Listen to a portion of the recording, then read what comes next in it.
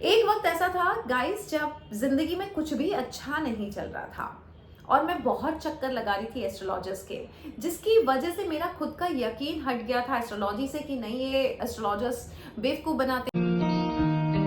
Whatever you see, whatever you say, whatever you think, you attract. That is law of attraction.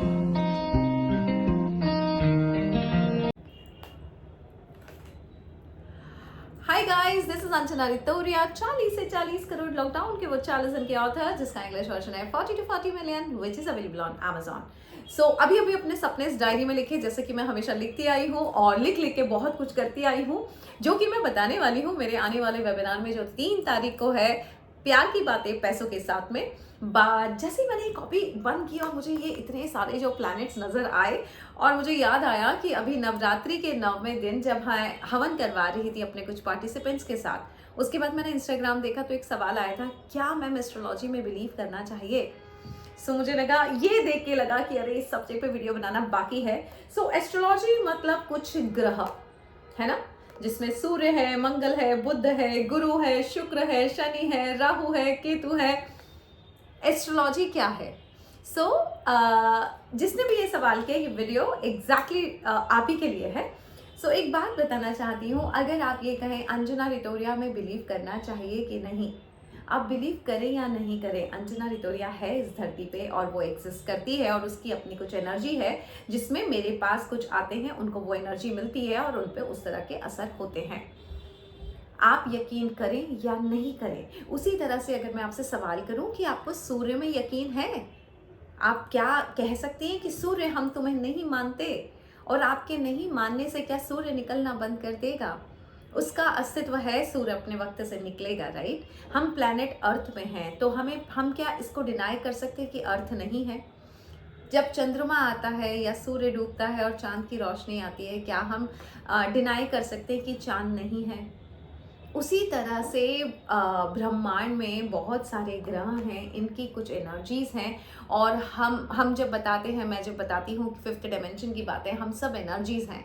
तो जिस तरह से मेरी कुछ एनर्जीज हैं, मेरी कुछ वाइब्रेशंस हैं, मेरी कुछ फ्रिक्वेंसी हैं, जो टाइम टू टाइम इस ब्रह्मांड में मैं कंट्रीब्यूट कर रही हूँ, उसी तरह से इन प्लैनेट्स का अपना एक बिहेवियर है, इन प्लैनेट्स की अपनी कुछ एनर्जीज हैं, जिसका असर पृथ्वी पर पड़ रहा है। और हम पृथ्वी पर रहते हैं, तो हम इन प्लैनेट्स की वाइब्रेशन से नहीं बच सकते।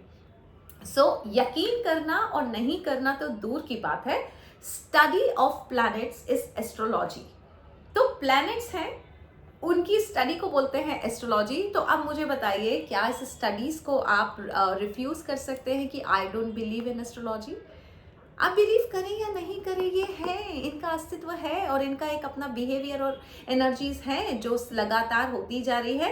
फर्क इतना है एस्ट्रोलॉजी में कि अगर आपने उसको स्टडी कर लिया है और अगर आपने उसे समझ लिया है, तो हम उनके साथ मिलके अपने जीवन को आसान बना सकते हैं। जैसे कि मैं कई बार शून्य प्रभु जी के वीडियो देखती हूँ, तो उसमें वो यही बताते हैं कि अगर आपको पता है बारिश होने वाली है, तो आप छतरी लेके निकलेंगे। अगर आपको पता है कि आज बहुत धूप है, तो आप सनस्क्रीन लगा के निकलेंगे। तो आप बारिश में भीगने से बच जाएंगे और अपनी स्किन पे टैनिंग से बच जाएंगे, अगर आपने मौसम के हिसाब से अपने आप को ढाल लिया। उसी तरह से प्लैनेट्स हैं, जिनका एक नेचर है जो कि आपकी जिंदगी पे प्रभाव डाल रहे हैं। अगर आपने समझ लिया कि आपकी जिंदगी पे उनका क्या प्रभाव है, वो कौन सा ग्रह कब आने वाला है और उसका क्या रिएक्शन होगा, उसके पहले अगर आप उस तरह के कुछ उनसे रिलेटेड हार्मनी में आके कुछ एक्शंस ले लें, जिससे आसान हो जाता है उस पर्टिकुलर दशा में। ये एस्ट्रोलॉजी ऐसी चीज है कि जब मैंने मानी थी, एक वक्त ऐसा था गाइस जब जिंदगी में कुछ भी अच्छा नहीं चल रहा था और मैं बहुत चक्कर लगा रही थी एस्ट्रोलॉजर्स के, जिसकी वजह से मेरा खुद का यकीन हट गया था एस्ट्रोलॉजी से कि नहीं, ये एस्ट्रोलॉजर्स बेवकूफ बनाते हैं। कोई कुछ बोलता है, कोई कुछ बोलता है, कोई कहता है कि यह ग्रह खराब है, कोई बोलता है ये ग्रह खराब है, किसी ने कहा कि केतु की अंगूठी पहनो, किसी ने कहा बिल्कुल उतार दो। ये इतनी चीजें हुई हैं और लगभग 4 से 5 साल मैंने एस्ट्रोलॉजर्स के इतने चक्कर लगाए कि एक वक्त ऐसा आ गया कि मैंने सब कुछ छोड़ दिया। लेकिन फिर जिंदगी में एंट्री हुई लॉ ऑफ अट्रैक्शन की। 2019 से मैंने लॉ ऑफ अट्रैक्शन फॉलो करना शुरू किया, पॉजिटिव माइंडसेट लिया, पॉजिटिव माइंडसेट से बहुत जिंदगी बदली। तब मुझे ये समझ में आ गया कि मुझ में ज्यादा पावर है, इन प्लैनेट्स में कम है। सो यस, ये मैं आपको बताना चाहूंगी, अगर आपको कोई बोले प्लैनेट्स माने या खुद पे यकीन, तो खुद पे यकीन शुड बी योर स्टेटमेंट कि ओके प्लैनेट्स होते हैं और हम रिस्पेक्ट करते हैं प्लैनेट्स की एनर्जी को, लेकिन ह्यूमन में इतना पावर है उसके पॉजिटिव माइंडसेट में कि अपने पॉजिटिव माइंडसेट से यानी थॉट प्रोसेस से वो उस तरह की वाइब्रेशन क्रिएट कर सकता है कि जो इन प्लैनेट्स की वाइब्रेशन के साथ हार्मनी में आ जाएगी, और आपका इस प्लैनेट के साथ हार्मनी में होने की वजह से आपके जीवन में इसका कोई नेगेटिव प्रभाव नहीं पड़ेगा। इतना मैं कह सकती हूँ, क्योंकि मैंने एस्ट्रोलॉजी को बहुत बहुत करीब से देखा, बहुत उपाय किए, जैसा जो बोलता जा रहा था मैं करती जा रही थी, नुकसान हो रहे थे, फायदे हो रहे थे, मुझे कुछ समझ में नहीं आ रहा था। यस, लेकिन जो मैं चाह रही थी वो नहीं हुआ। लेकिन कहते हैं ना, कोई तो रीजन होगा। अगर 5 से 6 साल या 10 साल लगभग जब मैंने एस्ट्रोलॉजिस्ट के चक्कर लगाए हैं, इतना समझ में आ गया कि मेरी इस सब्जेक्ट पे बहुत पकड़ हो गई, और अब मैं बहुत अच्छे से इस सब्जेक्ट के बारे में बात कर सकती हूँ, इसीलिए ये वीडियो बना रही हूँ। इनफैक्ट हम इस टॉपिक पे बहुत डिटेल डिस्कशन भी करेंगे, जो मेरा रिट्रीट होने वाला है वृंदावन में 5 दिन, जिसमें से ग्रहों की बातों पे बहुत डिटेल डिस्कशन होगा। क्योंकि एक बात बताती हूँ, अगर कई बार हम हर किसी को कुंडली दिखा देते हैं, ना दिखाएं। आपका कोई ग्रह बहुत स्ट्रांग है और उसकी बहुत अच्छी एनर्जी है, और अगर एस्ट्रोलॉजर की इंटेंशन आपके साथ अच्छे नहीं है तो वो आपके ग्रह को बिगाड़ भी सकता है। ये एनर्जीज ऐसी होती हैं, और ये मैं यकीन के साथ मेरे पर्सनल अनुभव से कह रही हूँ। इसीलिए हर किसी को हाथ नहीं दिखाते हैं, इसीलिए हर किसी को कुंडली नहीं दिखाते हैं, और ऐसी बहुत सारी बातें और बहुत सारा डिस्कशन इस पर्टिकुलर सब्जेक्ट पे हम 5 दिन के रिट्रीट में करेंगे ही करेंगे। क्योंकि मैं ग्रहों की बातें वेबिनार मैंने लेना ही इसीलिए शुरू किया था कि मैंने खुद ने वो वक्त निकाला है जब मैंने बहुत एस्ट्रोलॉजी में बिलीव किया है, कोई फायदा नहीं हुआ।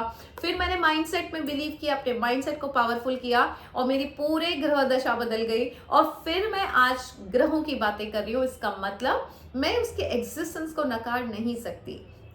सूर्य, चंद्रमा, मंगल, गुरु, शुक्र, शनि, राहु, केतु, यस ये सब होते हैं, और हम इनके एग्जिस्टेंस पे क्वेश्चन मार्क नहीं लगा सकते। इतना है कि if you study planets, that means astrology, if you study planets, तो फिर आपके एक्शन इनके साथ मिलके ऐसे हो जाएंगे कि आपका जीवन बहुत आसान हो जाएगा, और किसी भी प्लैनेट का नेगेटिव प्रभाव आप पर नहीं पड़ेगा, जब आप बहुत पावरफुल हो जाएंगे और जब आप इनके साथ मिलके काम करने लगेंगे।